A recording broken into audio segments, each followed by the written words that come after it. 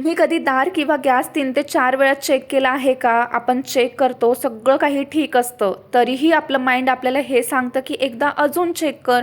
तर आपण जे आहे ते वारंवार चेक करत राहतो. हे फक्त दार किंवा गॅसच्याच बाबतीत नाही आहे. आपण जर क्लिनिंग करत असेल तर आपलं माइंड परत एकदा सांगतं की नाही नाही, अजून थोडीशी क्लिनिंग करायला पाहिजे. एवढं परफेक्ट सगळ्या गोष्टी आपल्याला पाहिजे असतात. बेडशीट जर टाकली तर ती बिलकुलही कुठे अशी सोळामोळा नाही झाली पाहिजे, एकदम परफेक्टच बसली पाहिजे. चप्पलच्या जेव्हा आपण रॅकमध्ये ठेवतो तर ते शूज झाले, चप्पल झाल्या, ते एकदम आपल्याला लाईनमध्येच ठेवाव्याशा वाटतात.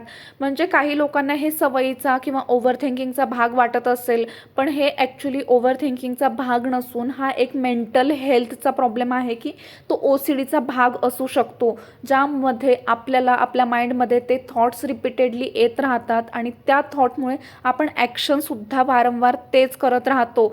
त्यामुळे कसं होतं माहिती का, प्रत्येक गोष्ट आपल्याला परफेक्ट हवी असते. टेबलवरती सामान जरी ठेवलं ना तर ते सुद्धा आपल्याला सारखं असं क्लीन करणं, ते एकदम लाईनमध्ये ठेवणं, हे बघितलं ना की असं वाटतं ठीक आहे, खूप सिम्पल आहे. पण जो त्या फेजमधून जातोय ना तर त्याला माहिती असतं की तो काय स्ट्रगल करत आहे.